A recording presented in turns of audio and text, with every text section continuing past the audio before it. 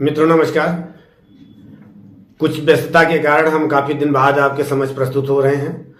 एक हमारी सब्सक्राइबर बहन, जिनका नाम तो इस समय याद नहीं है और नाम लेना भी ठीक नहीं है, उनका सवाल था कि एक्जिमा क्या होता है, एक्जिमा के बारे में बताएं। क्योंकि मैंने एक 2-3 दवाओं का वर्णन करते हुए एक्जिमा का नाम लिया था, तो आज मुझे समय मिला है और मैं एक्जिमा के बारे में बात कर रहा हूँ।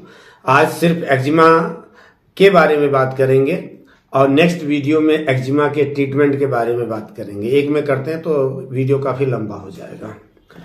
हाँ, तो चले मित्रों, बात कर लेते हैं। एक्जिमा को अलग अलग क्षेत्र में, अलग अलग भाषा में, अलग रूप में जाना जाता है, पहचाना जाता है, नाम बोला जाता है। जैसे एक्जिमा है, ये तो इंग्लिश का नाम है। इसको अलग अलग क्षेत्र में कहीं पामा, कहीं अकौता, कहीं छाजन, इस प्रकार से जाना जाता है इस नाम से। तो ये होता क्या है, त्वचा के रोगों में बहुतायत से पाया जाने वाला ये रोग है। ये रोग त्वचा के रोगों में अधिकतर पाया जाता है। मनुष्य में प्रकृतिगत जो सोरा दोष है, होता क्या है कि जैसे आयुर्वेद में कफ, पित्त, वात 3 दोष माने गए हैं। उन्हीं दोषों के आधार पे रोगों का और दवाओं का वर्गीकरण होता है और ट्रीटमेंट होता है। उसी प्रकार से होम्योपैथ में 3 दोष हैं, सोरा, सिफिलिस और साइकोसिस। तो सोरा के जो दोष उत्पन्न होते हैं, जो दोष शरीर में पाए जाते हैं, तभी इस प्रकार का जो है त्वचा रोग होता है। सिफिलिस और साइकोसिस के बारे में हम नेक्स्ट किसी वीडियो में जल्द ही बात करेंगे।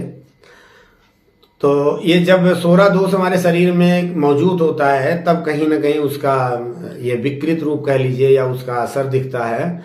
उसी के कारण ये रोग होता है। खान पान में गड़बड़ी जैसे है, जैसे कि मान लिया हमारा खान पान कुछ ऐसा है, उस वजह से हो जाता है। अजीर्ण मतलब जब हमारी पेट की गड़बड़ी हो, हमारा पाचन सही ना हो, कब्ज हो रहता हो, इस प्रकार की समस्या। मांसाहार, अगर हम मांसाहार ज़्यादा करते हैं, डायबिटीज की समस्या अगर हमको है।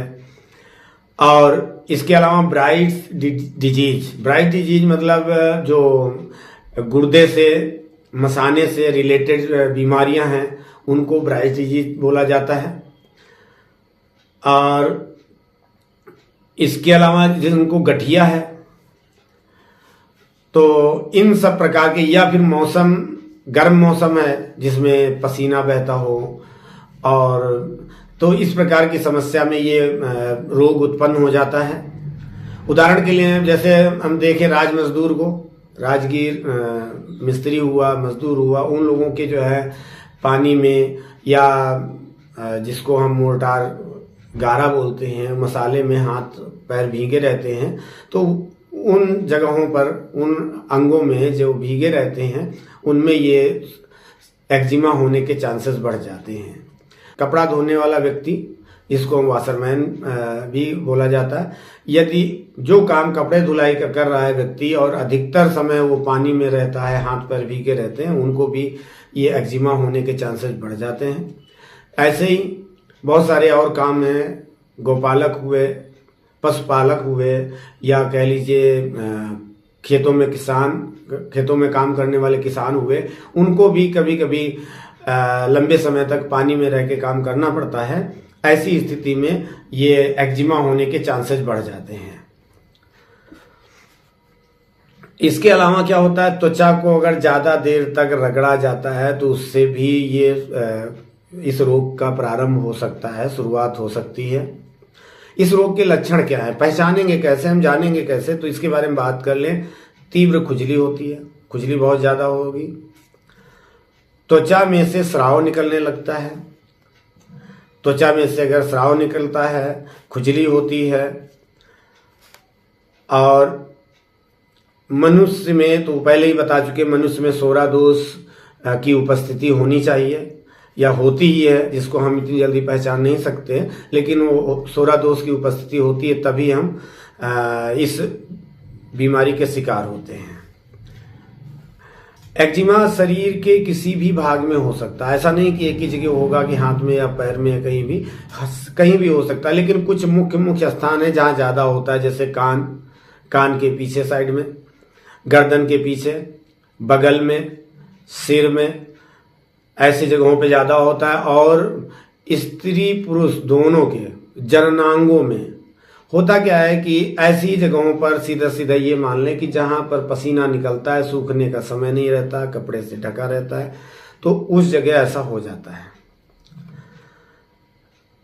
और जो जननांगों में अकौता हो जाता है, छाजन हो जाता है, पामा हो जाता है, या जिसको एक्जिमा के नाम से जानते हैं वो हो जाता है, तो बहुत ही कष्टदायक होता है, बड़ी दिक्कत होती है, परेशानी होती है। एक्जिमा को अगर हम उसके गुणों के अनुसार उसको पहचानने के लिए उसका वर्गीकरण करें तो हम 3 भागों में उसको जो है अलग अलग पहचान सकते हैं, 3 भागों में उसका वर्गीकरण कर सकते हैं।